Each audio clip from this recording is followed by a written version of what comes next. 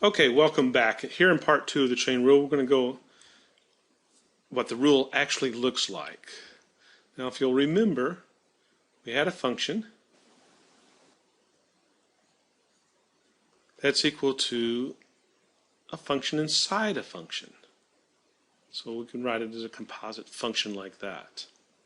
This chain rule has to do with composite functions. And the derivative of f of x was equal to the derivative of the inside function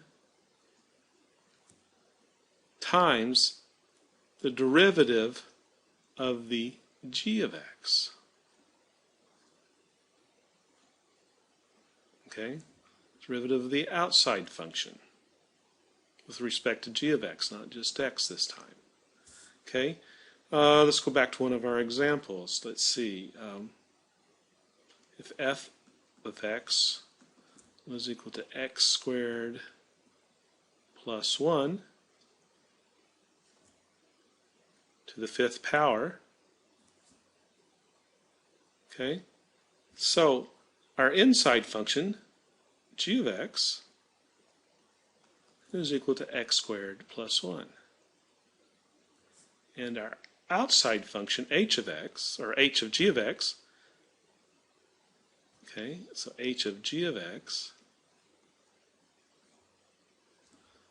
is equal to g of x to the 5th power. Okay, so the derivative of g of x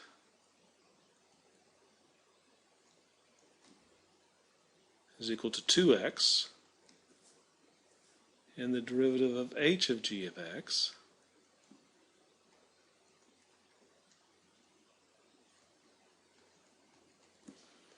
is equal to 5.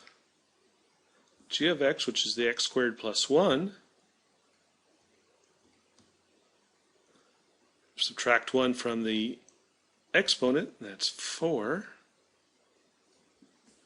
So f of x, or f prime of x rather, is equal to the derivative of g of x times the derivative of h of g of x.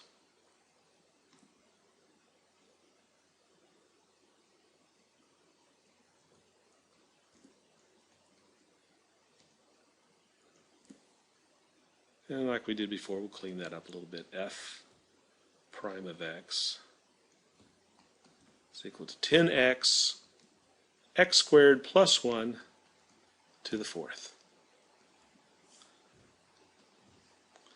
Okay, so instead of calling it inner and outer function here, I was calling it g and h. But follow the rules, inner outer function, because in the book they define the chain rule this way. Okay, the derivative of a function y with respect to x is equal to the derivative of y with respect to u times the derivative of u with respect to x. That's why I showed you a couple of examples before, because this makes no sense until you understand a little bit what's going on. Here, u is the inside function.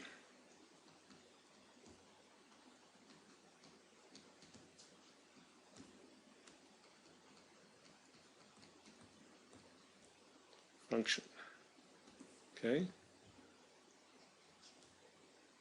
Y is redefined as a function of u, or the outer function. Not making my u's very good, am I? Sorry about that.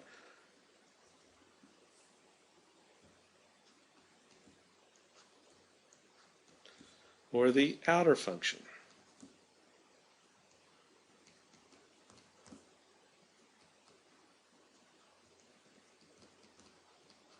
All right.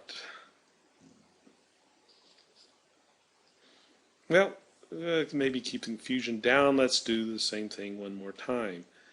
F of x is equal to x squared plus 1 to the fifth. Okay? We already know what the inside function is, so we gave it a new name this time, so use our inside function. That's x squared plus 1. And now then, y is our outside function, and that is equal to u to the fifth power.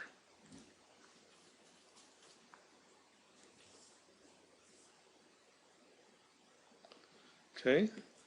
Now the derivative of u with respect to x, du dx, is equal to 2x dy du. Need some more room here. Scroll down. Dy with derivative of y with respect to u is equal to 5u to the fourth. Now remember, use the inside function. So when we write this out, f prime of x, again, it's equal to the derivative of the inside function, u in this case, so 2x times the derivative of the outside function, which is 5, u the inside function. So we're going to replace this u with the actual function of x squared plus 1 to the fourth power. Okay, so all I've done in these rules is just change the names a little bit. Okay, you can use either one. If this fits a little bit, okay, so g is inside, h is the outside function. Or you can do it like the book, and probably how you'll see it in college, is, okay, y is just redefined as a function of u, so it's going to be the outside function, and use the inside function. What I do urge you to do is write the functions out. Here's the inside function.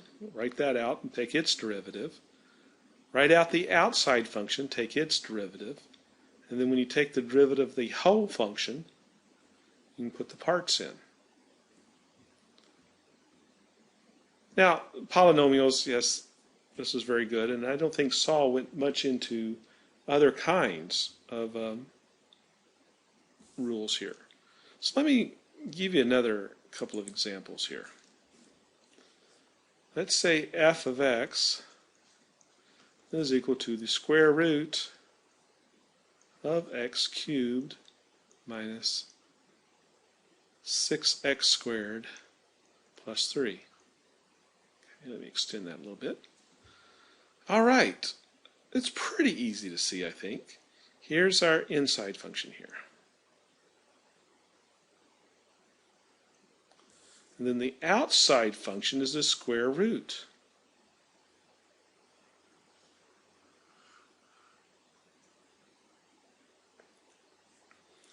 All right, so let's write out the inside function here. I'm going to go call it u. I'm old school, that's what I used to call it, so have you call it that. We won't get so confused when you see your college textbook, okay? So 12x, 3 is 0, so I was going to write, hold on. No, I think we've already circled it. Let's just go on with that. That's good. Okay, so this will be the derivative. This will be du dx, okay?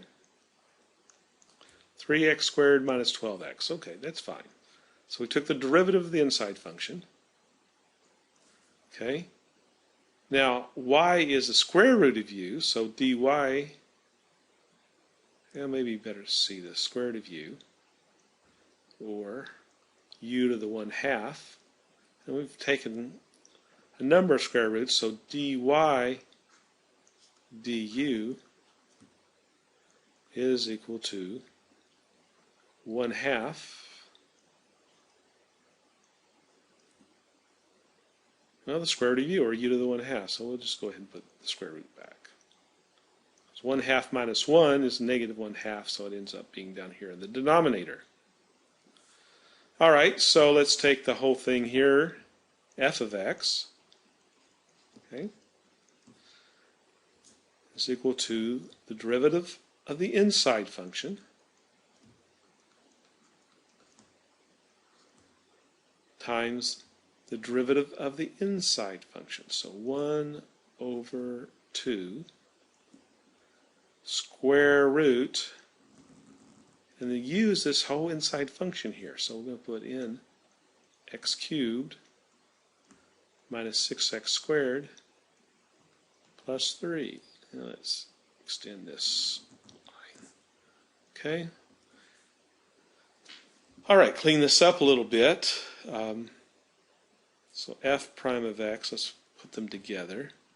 Now this is a whole function, right? It's over 1, so we'll put this in the numerator, so 3x squared minus 12x all over 2 times the square root of x cubed minus 6x squared plus 3. Now notice in this, there's really no way to have expanded this. The only way we could have done this is with the chain rule. So it's a good thing that we have it. Anyway, come back for more examples. See you in class.